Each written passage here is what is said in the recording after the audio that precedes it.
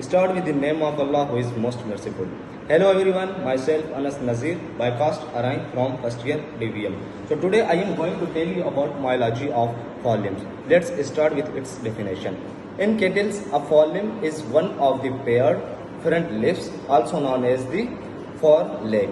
It consists of the bones of the shoulder, upper arm, lower arm, and hand or foot. It is used for locomotion and supporting the body.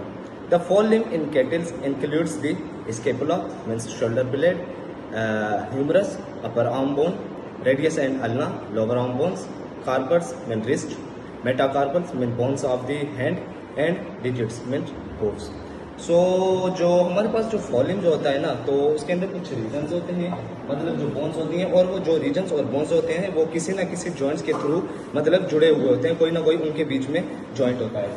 जैसा कि हमारे पास regions में हमारे पास shoulder region है, shoulder region के अंदर जो हमारे पास बोन्स होती है ना वो है स्टेपुला, और इसी तरह हमारे पास एक आर्म रीजन है, आर्म रीजन के अंदर जो हमारे पास बोन होती है वो होती है ह्यूमरस। तो इस स्केपुला और ह्यूमरस में शोल्डर रीजन और आर्म रीजन के बीच में जो हमारे पास जॉइंट होता है, मतलब जिनके जरिए ये आपस में जुड़े होते हैं, उसे कहते हैं शोल्डर जॉइंट,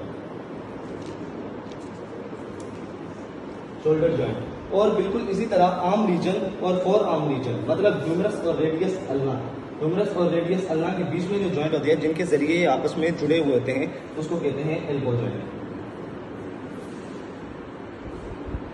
या फोर आर्म रीजन मतलब रेडियस अल्ना और कार्पल्स, मेटाकार्पल्स, या जिसमें हमारे पास डिजिट्स आ जाते हैं, इनके बीच में जो हमारे पास जॉइंट होता है जिनके जरिए ये आपस में जुड़े हुए होते हैं, उसे हम कहते हैं कार्पल जॉइंट।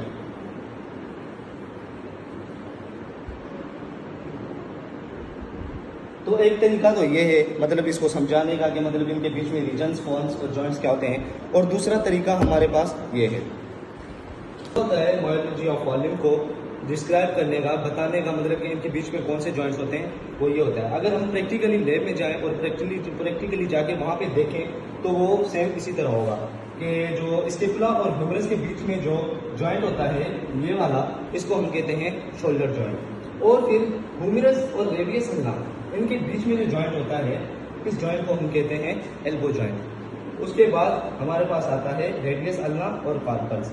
रेडियस अल्ना और कार्पल्स, इनके बीच में ये जो वाला जॉइंट होता है जिसके जरिए ये आपस में मिले हुए होते हैं, जॉइंट होते हैं, उसको हम कहते हैं कार्पल जॉइंट।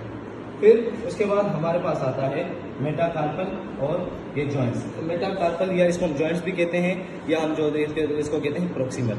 इनके बीच में जो जॉइंट होता है जिसके जरिए आपस में जुड़े हुए होते हैं, उसको कहते हैं फेटलॉक जॉइंट। एक जॉइंट यहाँ पे होता है और लास्ट वन यहाँ पे होता है। ये जो दूसरा फेटलॉक जॉइंट के नीचे वाला जो जॉइंट होता है उसको हम कहते हैं पेस्ट्रेंट जॉइंट। और फिर लास्ट ये वाला जिसके जरिए हमारे पास ये आपस में जॉइंट होते हैं, जॉइंट्स के भी कुछ हिस्से होते हैं। तो ये जो लास्ट वाला आता है इसमें हमारे पास आता है थर्ड प्रोक्सिमल, या हम इसको कहते हैं जिसके जरिए आपस में जुड़े हुए होते हैं, इस लास्ट वन को हम कहते हैं कॉफिन जॉइंट। तो ये हमारे पास दूसरा तरीका था इसको डिस्क्राइब करने का। बायोलॉजी ऑफ वॉल्यूम को प्रैक्टिकली देखते हैं। इसमें स्टडी ऑफ मसल्स करते हैं उन तमाम बोन्स की जिसमें scapula, humerus, radius ulna, carpal, metacarpal और जॉइंट्स वगैरह आ जाते हैं। इन तमाम चीज़ों के मसल्स को हम बायोलॉजी ऑफ वॉल्यूम के अंदर पढ़ते हैं। इसको हम स्टार्ट करते हैं राइट स्केपुला के साथ। हम स्केपुला की लेटरल साइड से इसको शुरू करेंगे और वो भी स्पाइन से। ये जो स्पाइन है, इस स्पाइन पर ओमोट्रांसफेरेरियस मसल्स, ट्रेपेजेरियस मसल्स और डेल्टॉइड मसल्स पाए जाते हैं। इसके बाद आते हैं फोसास पर। एक है इंफ्रास्पाइनियस फोसा और दूसरा है सुप्रास्पाइनियस फोसा। इंफ्रास्पाइनियस पर इंफ्रास्पाइनेटिस मसल, जबकि सुप्रास्पाइनियस पर सुप्रास्पाइनेटिस मसल्स मौजूद होते हैं। कोरोकॉइड प्रोसेस पर कोरोकोब्रेलियस मसल्स पाए जाते हैं। फिर हम आते हैं मीडियल साइड पर जिस पर सेरेटेड फेस है, जिस पर सेरेटस वेंट्रलिस मसल्स पाए जाते हैं, और सब स्केपुलर फोसा है जिस पर सब स्केपुलरिस मसल्स पाए जाते हैं। इसके बाद दूसरे नंबर पर हमारे पास आ जाता है ह्यूमरस। अब हम इस ह्यूमरस को देखते हैं। ह्यूमरस की कार्डल सरफेस से शुरू करेंगे। इस कार्डल सरफेस के ऊपर ट्राइसेप्स ब्रेकाई मसल्स पाए जाते हैं। और फिर इसके बाद हमारे पास आता है कार्डल सरफेस, कार्डल बल के क्रेनियल सरफेस। इस क्रेनियल सरफेस पर इंफ्रास्पाइनियटिस और सुप्रास्पाइनियटिस मसल्स पाए जाते हैं। फिर इसके बाद आता है लेटरल सरफेस। इस लेटरल सरफेस पर डेल्टोइडियस मसल्स और टेरेस माइनर मसल्स पाए जाते हैं। फिर हमारे पास लास्ट में आ जाता है मीडियल सरफेस। मीडियल सरफेस जो होता है वो ये वाला, इसके ऊपर टेरेस मेजर और कोरोकोब्रेलियस मसल्स पाए जाते हैं इस मीडियल सरफेस के ऊपर। जैसा कि फिर आखिर में जो ह्यूमरस का जो हेड होता है ये वाला, इस ह्यूमरस के हेड पर लेटरल टुब्रोसिटी और मीडियल टुब्रोसिटी पाया जाता है। तो ये लास्ट में है ओलिकरेनन फोसा। ये वाला जो ओलिकरेनन फोसा है इसमें ट्राइसेप्स ब्रेकाई मसल्स मौजूद होते हैं। तो ये था हमारे पास ह्यूमरस और इसके मसल्स। इसके बाद तीसरे नंबर पर आता है रेडियस और अल्ना। तो ये वाला जो है ये है अल्ना और ये है रेडियस।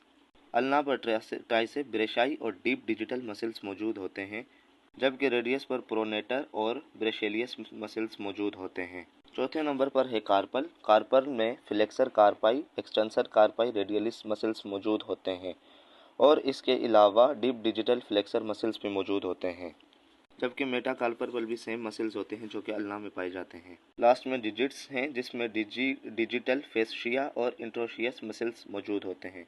तो ये था हमारे पास मायोलॉजी ऑफ फॉर लिम्ब।